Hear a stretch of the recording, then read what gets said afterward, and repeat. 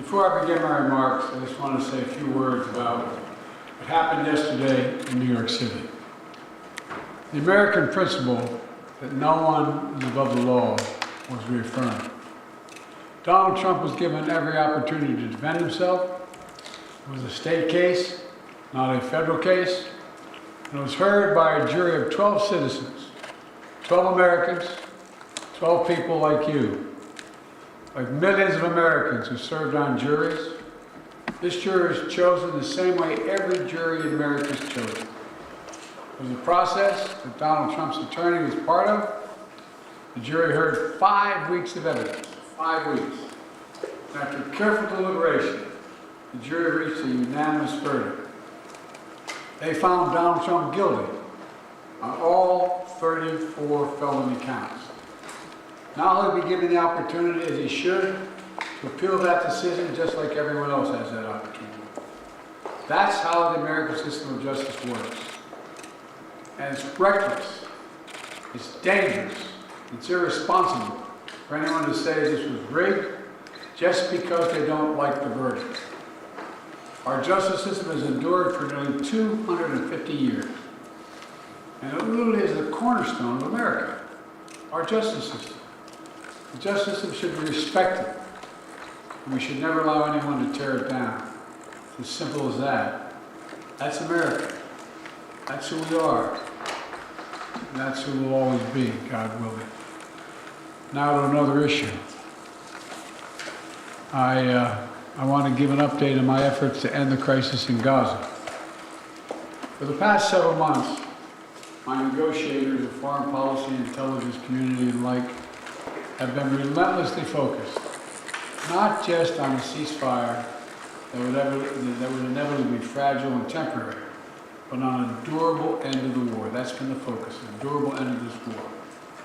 One that brings all the hostages home, ensures Israel's security, creates a better day after in Gaza without Hamas in power, and set the stage for a political settlement that provides a better future for Israelis and Palestinians alike.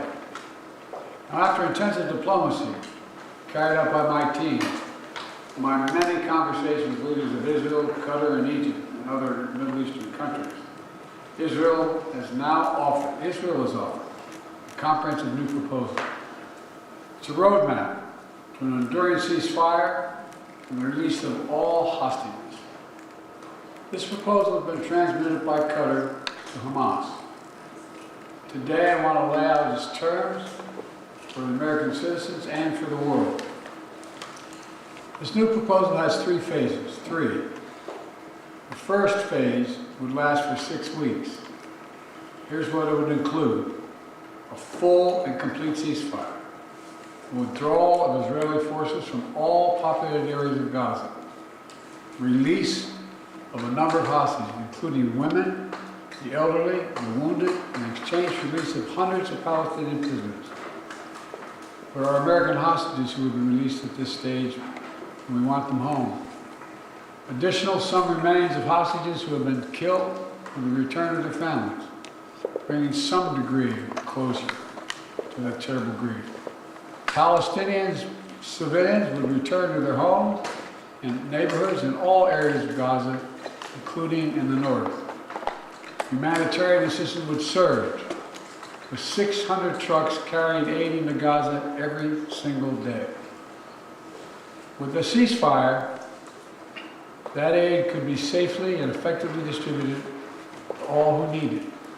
Hundreds of thousands of temporary shelters, including housing units, would be delivered by the international community.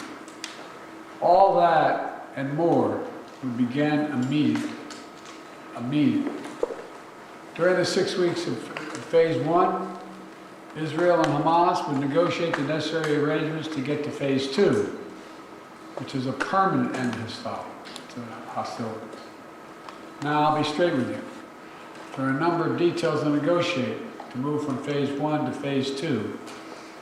Israel will want to make sure its interests are protected. But the proposal says if the negotiations take longer than 6 weeks for phase 1, the ceasefire will still continue as long as negotiations continue. The United States, Egypt, and Qatar would work to ensure negotiations keep going. All agreements, until all the agreements are reached and phase 2 is able to begin. Then phase 2 would be an exchange for the release of all remaining living hostages, including male soldiers. Israeli forces will withdraw from Gaza, and as long as Hamas lives up to its commitments, a temporary ceasefire will become, in the words of the Israeli proposal, the cessation of hostilities permanent, end of quote. Cessation of hostilities permanent. Finally, in phase 3, a major reconstruction plan for Gaza would commence, and any final remains of hostages who've been killed will be returned to their families. That's the offer that's now on the table, and what we've been asking for. It's what we need. The people of Israel should know they can make this offer without any further risk to their own security because they've devastated Hamas forces over the past 8 months.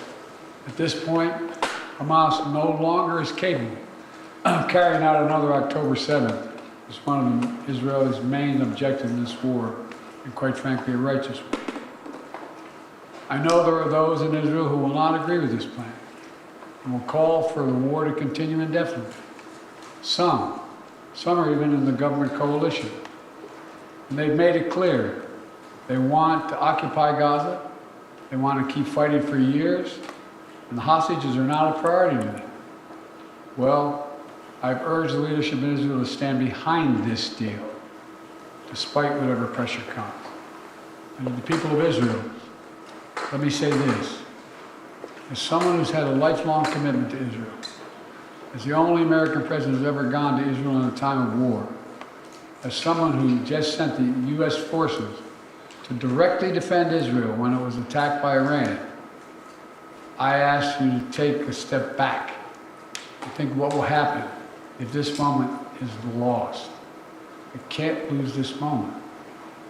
Indefinite war in pursuit of an unidentified notion of total victory will not bring Israel, will only bog down Israel and Gaza, draining the economic, military, and human resources, and furthering Israel's isolation in the world. That will not bring hostages home. That will not bring an enduring defeat of Hamas. That will not bring Israel lasting security. But a comprehensive approach that starts with this deal will bring hostages home and will lead to more secure Israel. And once a ceasefire and hostage deal is concluded, it unlocks the possibility of a great deal more progress, including calm along Israel's northern border with Lebanon. The United States will help forge a diplomatic resolution, one that ensures Israel's security and allows people to safely return to their home without fear of being attacked. With the deal, the rebuilding of Gaza will begin. Arab nations and the international community, along with Palestinian and Israeli leaders, to get it done in a manner that does not allow Hamas to rearm. The United States will work with our partners to rebuild homes, schools, and hospitals in Gaza, to help repair communities that were destroyed in the chaos of war. And with this deal, Israel could become more deeply integrated in the region, including, it's no surprise to you all, including potential historic normalization agreement with Saudi Arabia. Israel could be part of a regional security network to counter the threat posed by Iran. All this progress would make Israel more secure, with Israeli families no longer living in the shadow of a terrorist attack. All this would create the conditions for a different future, a better future for the Palestinian people. One of self-determination, dignity, security, and freedom. This path is available once the deal is struck. Israel will always have the right to defend itself against the threats to its security and to bring those responsible October 7th to justice. And the United States will always ensure that Israel has what it needs to defend itself. If Hamas fails to fulfill its commitments under the deal, Israel can resume military operations. But Egypt and Qatar have assured me, and they are continuing to work to ensure that Hamas doesn't do that. The United States will help ensure that Israel lives up to their obligations as well. That's what this deal says. That's what it says. And we'll do our part. This is truly a decisive moment. Israel has made their proposal. Hamas says it wants a ceasefire. This deal is an opportunity to prove whether they really mean it. Hamas needs to take the deal. For months, people all over the world have called for a ceasefire. Now it's time to raise your voices and demand that Hamas come to the table, agrees to this deal, and end this war that they began. Of course, there'll be differences on the specific details. They need to be worked out. That's natural. Hamas come to negotiate, ready to deal, then Israel negotiation must be given a mandate, the necessary flexibility to close that deal. The past 8 months have marked heartbreaking pain. Pain of those whose loved ones were slaughtered by Hamas terrorists on October 7th. Hostages and their families waiting in anguish. Ordinary Israelis whose lives are forever marked by the shattering event of Hamas's sexual violence and ruthless brutality. And the Palestinian people have endured sheer hell in this war. Too many innocent people have been killed, including thousands of children. Far too many have been badly wounded.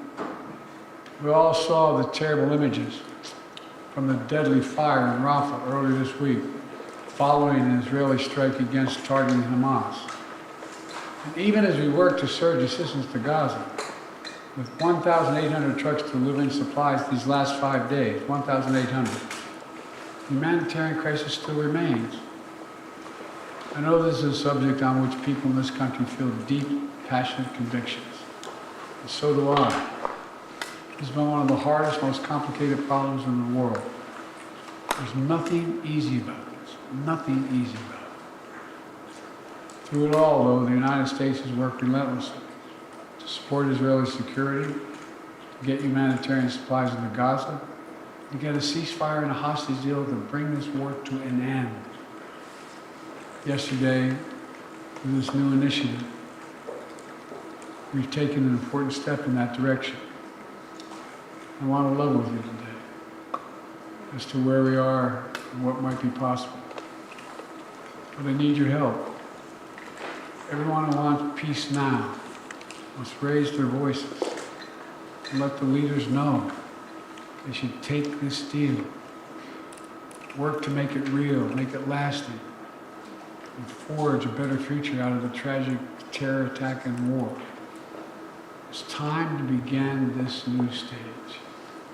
For the hostages to come home, for Israel to be secure, for the suffering to stop. It's time for this war to end, for the day after to begin. Thank you very much. Mr. President, can you tell us, sir, Donald Trump refers to himself as a political prisoner and blames you directly. What's your response to that, sir? Do you think the conviction will have an impact on the campaign? We'd love to hear your thoughts, sir. Should he be on the ballot, sir?